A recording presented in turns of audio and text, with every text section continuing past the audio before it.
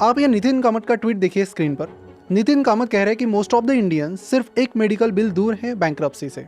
यानी एक बार आप बीमार पड़े और आपको हॉस्पिटल जाना पड़ा तो काम खत्म, क्योंकि ज़्यादातर इंडियंस के पास ना ही इमरजेंसी फंड्स है ना ही हेल्थ इंश्योरेंस, और यही रियलिटी है।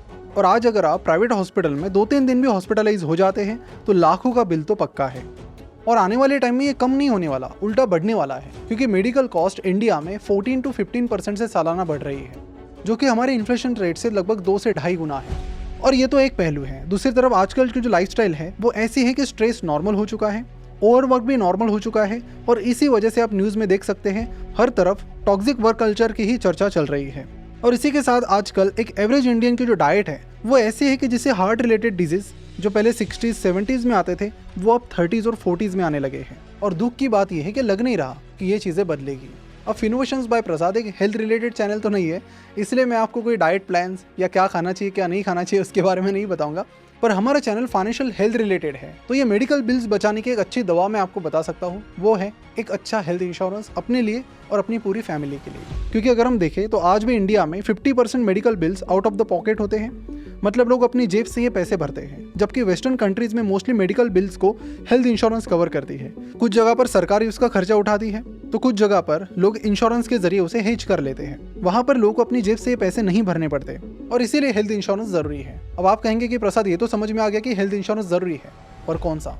क्योंकि इंडिया में फिलहाल 30 से ज़्यादा कंपनीज हेल्थ इंश्योरेंस ऑफर करती है, जिसमें 6 स्टैंडअलोन हेल्थ इंश्योरेंस कंपनीज हैं और बाकी 24 जनरल इंश्योरेंस कंपनीज हैं, जो हेल्थ के साथ साथ दूसरे इंश्योरेंसेस भी ऑफर करती है।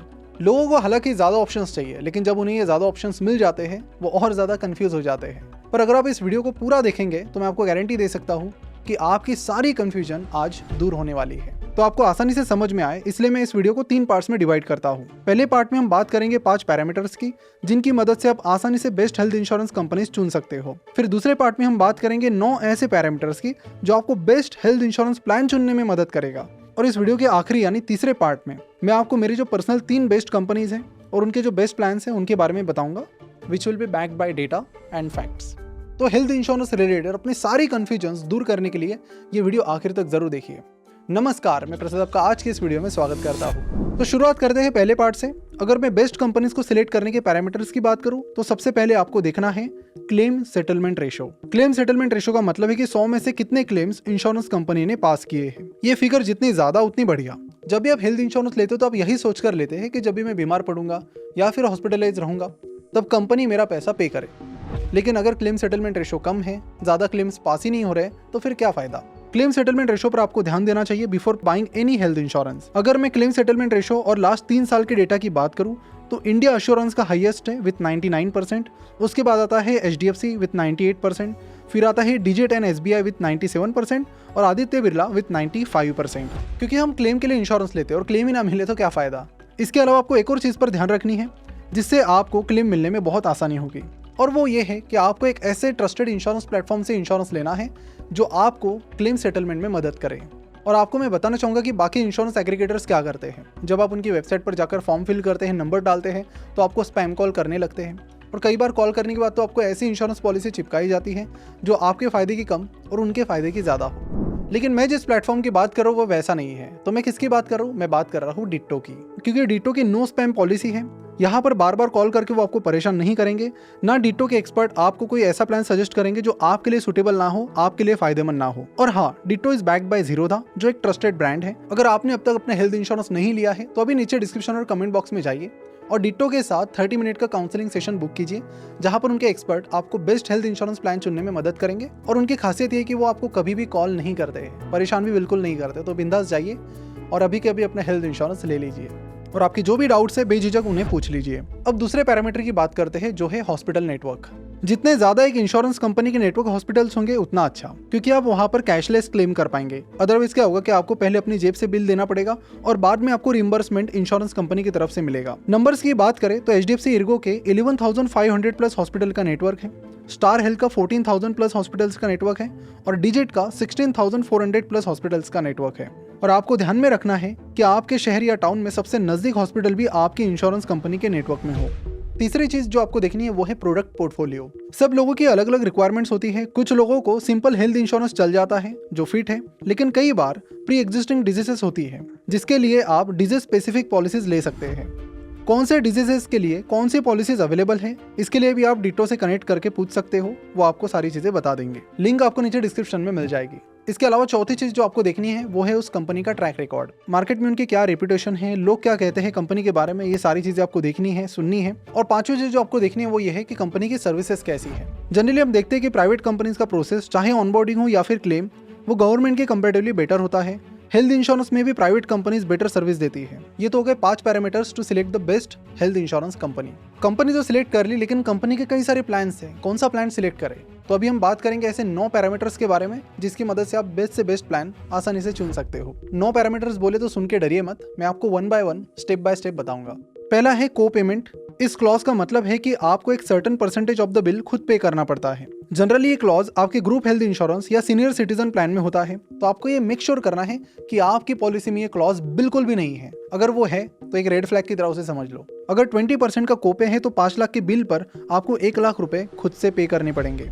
सेकंड चीज जो आपको देखनी है वो है रूम रेंट रेस्ट्रिक्शंस। आपको ध्यान रखना है कि आपकी पॉलिसी में रूम रेंट रेस्ट्रिक्शन ना हो या at least private room with AC का ऑप्शन हो। रूम रेंट लिमिट के साथ काफी सारे एक्सपेंसेस जुड़े होते हैं, तो हो सकता है कि आपको अच्छा खासा नुकसान हो। तो मेक श्योर कीजिए कि लिमिट आपकी पॉलिसी में ना ही हो। अगर है तो अनदर रेड फ्लैग समझ लीजिए। तीसरी चीज है वेटिंग पीरियड। अगर आपको प्री एग्जिस्टिंग डिजीजेस है तो इंश्योरेंस कंपनीज जनरली उन्हें कुछ स्पेसिफिक टाइम, मान लीजिए 2-3 साल तक उन्हें कवर नहीं करती है। तो आपको मेक श्योर करना है कि आपकी पॉलिसी में ये जो वेटिंग पीरियड है ये कम से कम हो। अगर आपको थोड़ा ज्यादा पैसा पे करना पड़ता है to reduce this waiting period तो फिर भी गो फॉर इट, थोड़ा ज्यादा पैसा पे कर लीजिए, लेकिन वेटिंग पीरियड कम से कम रखिए। अब अगर आपको ये जानना है कि कौन सा प्लान सबसे कम वेटिंग पीरियड ऑफर करता है तो वो भी आप सीधे डिटो की टीम से पूछ सकते हो, जो कमेंट में उनकी लिंक आपको मिल जाएगी। तो ये छोटे मोटे जो भी प्रॉब्लम्स आते हैं ना, कई बार हम छोड़ देते हैं कि यार गूगल पे आंसर नहीं मिल रहा है, तो मुझे लगता है कि उसके लिए डिटो इज वेरी यूजफुल। अगला पॉइंट ये है कि डॉक्टर के पास जब आप जाते हो तो वो आपको अलग अलग टेस्ट रिकमेंड करते हैं, जैसे कि सिटी स्कैन, MRI, यानी कि 30 से 60 दिन के प्री और पोस्ट हॉस्पिटलाइजेशन बेनिफिट्स आपकी पॉलिसी में होने चाहिए। अगला पॉइंट ये कि मेक श्योर कीजिए कि आपको कैशलेस का ऑप्शन पॉलिसी देती हो, और जितना ज्यादा से ज्यादा नेटवर्क हॉस्पिटल्स को वो कवर करती हो उतना बेटर। आजकल काफी सारी पॉलिसीज आपको अल्टरनेटिव ट्रीटमेंट भी ऑफर करती है, जैसे कि होम्योपैथी, आयुर्वेदा, तो काफी सारी पॉलिसीज ने ये देना शुरू किया है।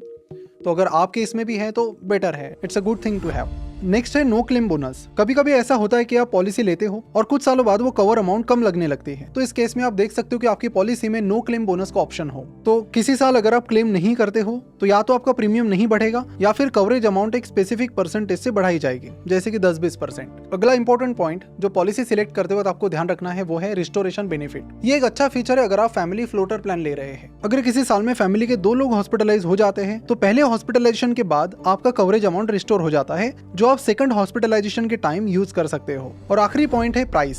मेरी रिक्वेस्ट है कि कभी भी इंश्योरेंस पॉलिसी को प्राइस पर कंपेयर करके मत खरीदिए, बहुत बड़ी गलती ज्यादातर लोग करते हैं। वो ऊपर की 8 चीजें नहीं देखेंगे, सिर्फ ये 9वीं चीज देखेंगे, वो है प्राइस। अलग अलग पॉलिसीज में अलग अलग बेनिफिट्स होते हैं, तो अगर आप सस्ती पॉलिसीज खरीदेंगे तो फ्यूचर में नुकसान आपका ज्यादा हो सकता है। ऐसी पॉलिसीज खरीदो ना खरीदो कई बार काम की नहीं होती। तो ऑफकोर्स रीजनेबल प्राइस आपको देखनी है, लेकिन बेनिफिट्स भी देखने के उस प्राइस में कितने बेनिफिट्स आपको मिल रहे हैं। तो ये थे 9 पैरामीटर्स जो आप स्क्रीन पर देख सकते हो, और ये सारे आपको ध्यान में रखने, इनका स्क्रीनशॉट ले लीजिए और कोई भी हेल्थ इंश्योरेंस पॉलिसी सिलेक्ट करते वक्त इन सारे 9 के 9 चीजों को आप चेक कर लीजिए, और 9वीं चीज आपको फॉलो नहीं करनी है। अब आते हैं इस वीडियो के आखिरी पार्ट में, यानी थर्ड पार्ट में, जिसका सभी लोग बेसब्री से इंतजार कर रहे थे। अब यहाँ पर मेरी जो चॉइस की 3 पॉलिसीज है उनके बारे में बात करूंगा, पूरी तरह से डेटा ड्रिवन। तो मेरी जो टॉप की 3 चॉइसेस है वो है HDFC, आदित्य बिरला और केयर। इनके बेस्ट प्लान्स की बात करूं तो HDFC का ऑप्टिमा सिक्योर, केयर का केयर सुप्रीम और आदित्य बिरला का एक्टिव 1 मैक्स। जैसे मैंने बताया कि 9 पैरामीटर्स में ये 3 प्लान सबसे अच्छी तरह फिट होते हैं। क्लेम सेटलमेंट रेशियो सभी का 90% से ऊपर है। इसमें से किसी में भी को पेमेंट का क्लॉज नहीं है। Disease specific limits, room rent limits, day care, Ayush coverage, restoration benefits, ये सब फीचर्स इन प्लान में इंक्लूडेड है। इन तीनों प्लान्स का कंपैरिजन आप यहाँ स्क्रीन पर देख सकते हो। मेरे हिसाब से ये बेस्ट प्लान्स है, लेकिन अगर आपकी रिक्वायरमेंट अलग है तो आप अपनी रिक्वायरमेंट के अनुसार प्लान्स ढूंढ सकते हो।